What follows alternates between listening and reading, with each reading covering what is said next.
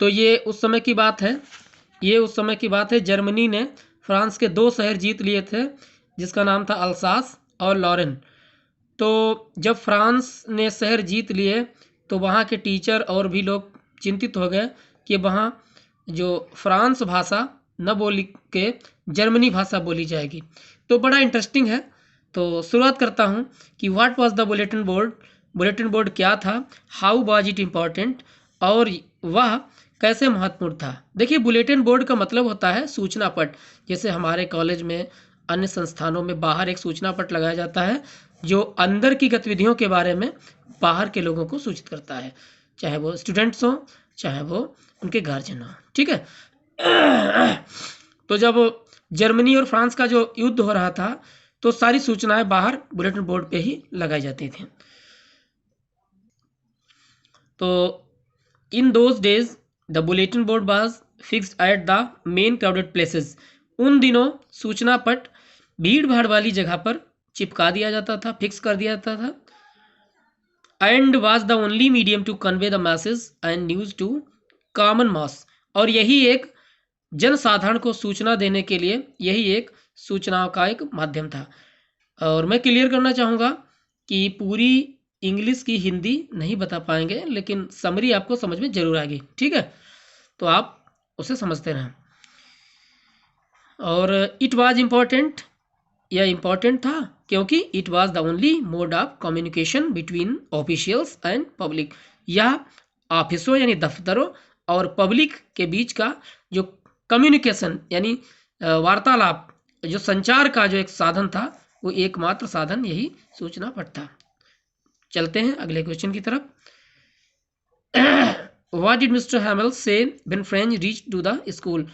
Mister Hamel ने French से क्या कहा जब फ्रेंच स्कूल पहुंचा। तो उन्होंने कहा कि when Franz reach to the school, जब फ्रेंच स्कूल पहुंचा, mister Hamel saw him, mister Hamel ने उनको देखा, and said very kindly to go to his place quickly, और बहुत ही दयालुता पूर्वक बोले कि जाओ नन्हे फ्रेंच, अपनी जगह पर शीघ्रता से बैठ जाओ। And they had been begging without him, और वे तुम्हारे बिना ही शुरू करने वाले थे।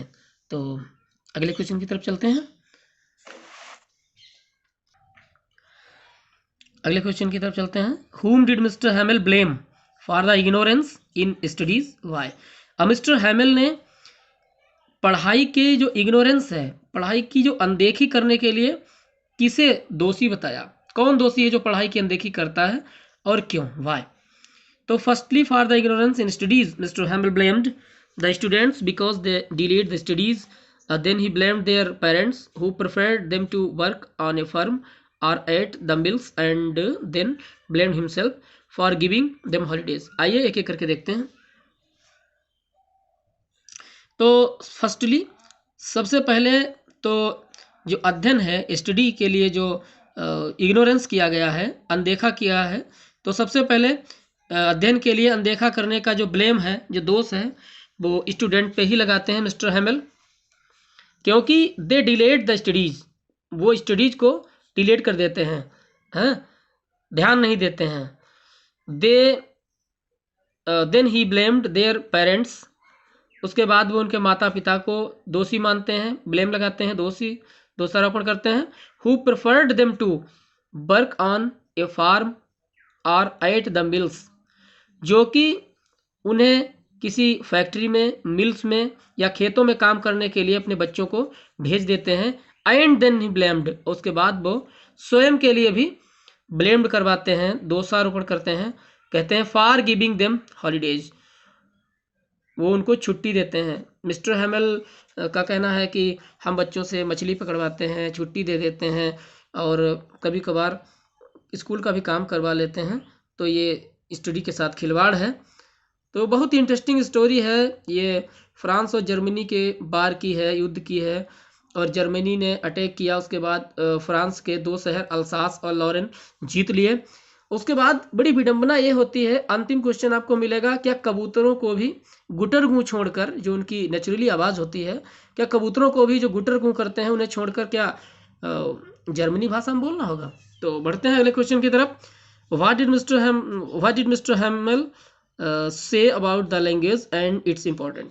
मिस्टर हैमेल भाषा और इसकी उपयोगिता, भाषा और इसकी महत्वपूर्ण जो है, भाषा और इसके महत्व के बारे में क्या कहते हैं, अथवा what did mister Hamel say about the French language, अथवा मिस्टर हैमेल फ्रेंच भाषा के बारे में क्या कहना चाहते हैं, क्या कहते हैं। तो अकॉर्डिंग टू मिस्टर हैमेल, ये बात सब मिस्टर हैमेल के बारे में ही है। मिस्टर हैमेल जो लिटिल फ्रेंच है उसके स्कूल के जो टीचर हैं उनका नाम मिस्टर हैमेल है, और जो कि इनको फ्रेंच भाषा पढ़ाते हैं, ठीक है।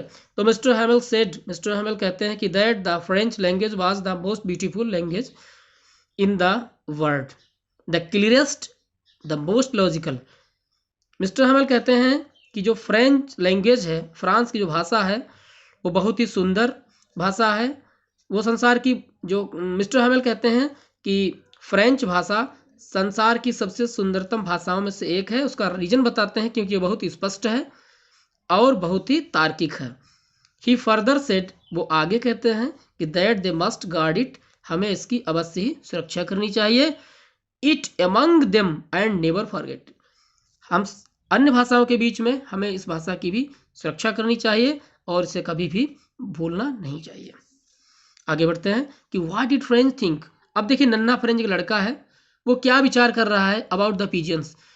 What did Franz think about the pigeons, जो नन्हा फ्रेंच है, फ्रेंच लड़का जो मिस्टर हैमेल को पढ़ाते हैं स्कूल में, तो वो क्या कबूतरों के बारे में क्या सोच रहा है, क्या विचार कर रहा है। और भाई फ्रेंच वंडर्ड, फ्रेंच को इस बात को सोच के आश्चर्य है।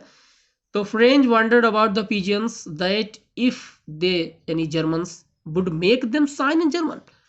कहते हैं क्या कबूतर जो कि गुटरगू करते हैं छतों पर बैठ के, या जो वेंटिलेटर्स रहते हैं उनमें बैठ के जो गुटरगू करते हैं, क्या आप बेचारे कबूतरों को भी जर्मन भाषा में ही गुटरगू करना होगा और अपनी उपस्थिति दर्ज करानी होगी। ही थॉट, वो विचार करता है कि so when he hear the pigeons cooed very low and the roof on the roof, क्या कहता है कि या तो कबूतरों को बहुत ही धीमी आवाज में छतों पर बोलना होगा। तो इसी के साथ इस लेसन को वाइंड अप करता हूँ और मिलते हैं अगले लेसन में। अगर लेसन समझ में आया है, मैं फिर से आपको बता दूं, ये उन बच्चों के लिए है जो कि 60 में थोड़ा पढ़ना चाहते हैं, किसी कारण बस उन्होंने अच्छे से नहीं पढ़ पाया है, तो मैं ये कहता हूं कि इतना तैयार कर लें, उनका काम हो जाएगा। तो वीडियो वाइंड अप करता हूं। नमस्कार। वीडियो अच्छा लगे तो लाइक करें।